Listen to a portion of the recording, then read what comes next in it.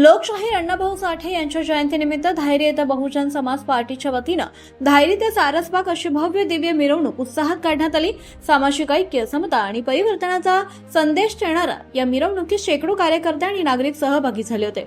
या मिरवणुकीचे आयोजन बहुजन समाज पार्टीचे बारामती लोकसभा प्रभारी अरुण अण्णा गायकवाड यांनी केलं होतं। यावेळी बसपा खडकवासला विधानसभा प्रभारी मुकेश शेलार, गणेश क्षीरसागर, सुरेश धावरे, भगवान वाघमारे, सुनील धावरे यांच्यासह अनेक पदाधिकारी आणि कार्यकर्ते उपस्थित होते। मिरवणुकीदरम्यान आयोजक अरुण अण्णा गायकवाड यांनी लोकशाहीर अण्णाभाऊ साठे यांनी दिलेला समता, बंधुता आणि सामाजिक न्यायाचा संदेश समाजाच्या प्रत्येक घटकापर्यंत पोहोचवण्याचं आवाहन केलं। समाजातील सर्व घटकांनी एकत्र येऊन सामाजिक परिवर्तनासाठी कार्य करण्याची गरज त्यांनी व्यक्त केली। यावेळी बसपा विधानसभा प्रभारी मुकेश शेलार यांनी अण्णाभाऊ साठे यांच्या विचारांचा वारसा जपण्यासाठी समाजाने एकजुटीने पुढे येणं आवश्यक असल्याचं त्यांनी म्हटलं। अण्णाभाऊंची जयंती ही केवळ उत्सव नसून त्यांच्या विचारांना कृतीत उतरवण्याची प्रेरणा असल्याचं त्यांनी नमूद केलं। या मिरवणुकीला नांदेड सिटी पोलीस ठाण्याचे पोलीस निरीक्षक अतुल बोस यांनी भेट देत बंदोबस्ताची पाहणी सुद्धा केली।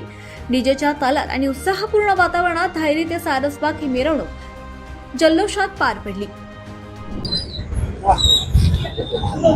अण्णा, काय सांगाल आजच्या जयंती उपक्रमाबद्दल? आज मोठा कार्यक्रम तुम्ही आयोजित केलाय। सर, मी 2007 पासून हा मोठा उत्सव साजरा करतो।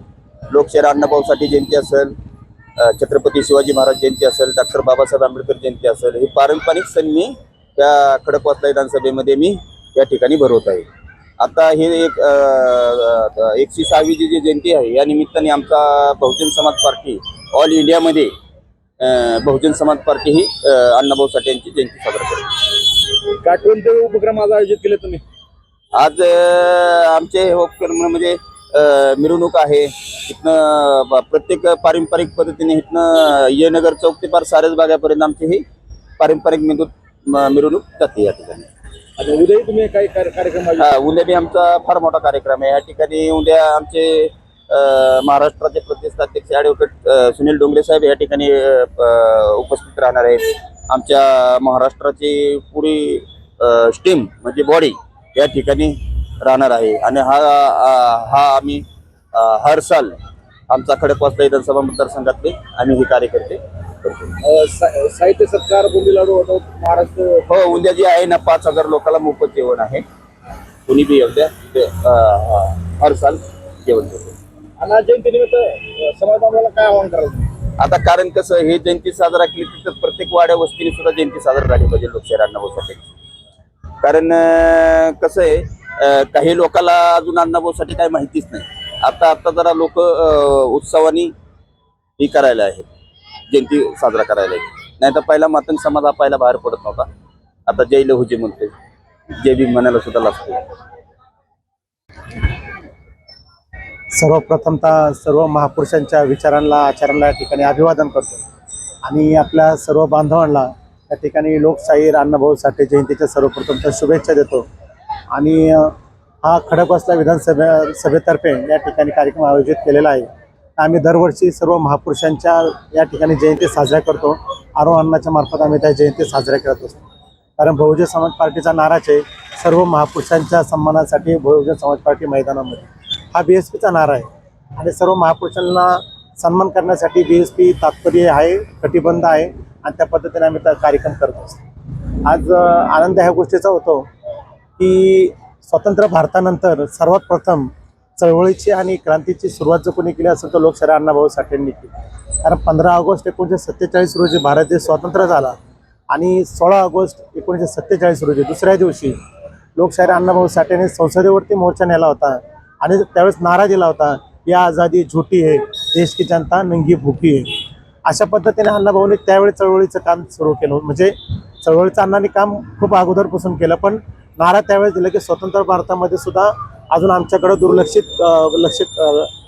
दुर्लक्षितपणा करू नका, असं अण्णाभाऊ साठेंनी त्यात सांगितलं होतं। आणि या ठिकाणी खडकवासला विधानसभेतर्फे आम्ही या ठिकाणी भव्य अशा रॅलीचं नियोजन केलेलं आहे। त्यानंतर उद्या 5000 लोकांचं लाडू वाटपाचं नियोजन या ठिकाणी केलेलं आहे।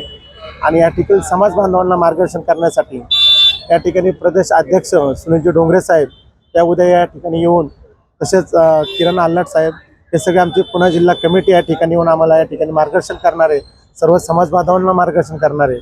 आणि एक गोष्ट मला या ठिकाणी सांगूशी वाटते की अण्णाभाऊ साठेंनी स्वतंत्र महाराष्ट्र चळवळ उभी केली होती आणि स्वतंत्र महाराष्ट्र चळवळीमध्ये संपूर्ण महाराष्ट्र एकत्रीकरण केलं आणि त्यामुळं मुंबई आपल्यामध्ये आली. तर आज सर्व बांधवांनी एकत्र येऊन, जसं की अबकडचा विषय चालला आहे, हा न घेता आपण सर्व एकच आहोत. तिथल्या मनोवाद्यांनी आपल्याला विचारपूर्वक आपल्याला विभक्तण्याचा प्रकार केलेला आहे. आपली ताकद कमी करण्याचं त्यांचं षडयंत्र आहे. हे षडयंत्र आपण हाणून पाडावं. तुमच्या पक्षाची काय भूमिका आहे उपवर्गीकरणाच्या बाबतीत? उपवर्गीकरणाच्या बाबतीत आमच्या पक्षाची ठोस अशी भूमिका आहे. आम्ही उपवर्गीकरणाला विरोध करत आहोत, कारण आम्ही सर्वजण एक आहोत. आम्हाला एकच राहायचं आहे. हा आमचा नारा आहे. हा आमच्या पक्षश्रेष्ठांनी आमचा नारा दिलेला आहे. बहिणजींनी ह्या विषयी आवाज उठवलेला आहे. आपले पार्लमेंटचे जे खासदार आहेत त्यांनी या ठिकाणी आवाज उठवलेला आहे आणि प्रदेश अध्यक्ष जे महाराष्ट्र प्रदेश अध्यक्षांनी वेळोवेळी हेच सांगत आलेले आहेत, आपण सर्व भाऊ आहेत.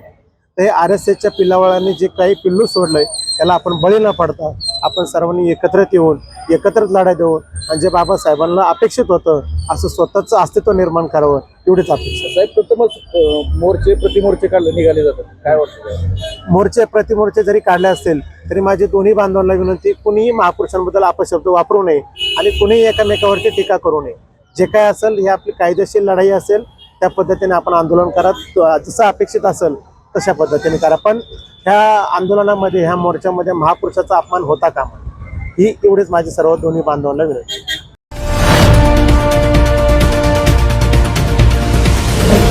आरंभ पर्व न्यूज. आरंभ एका नव्या पर्वाचा.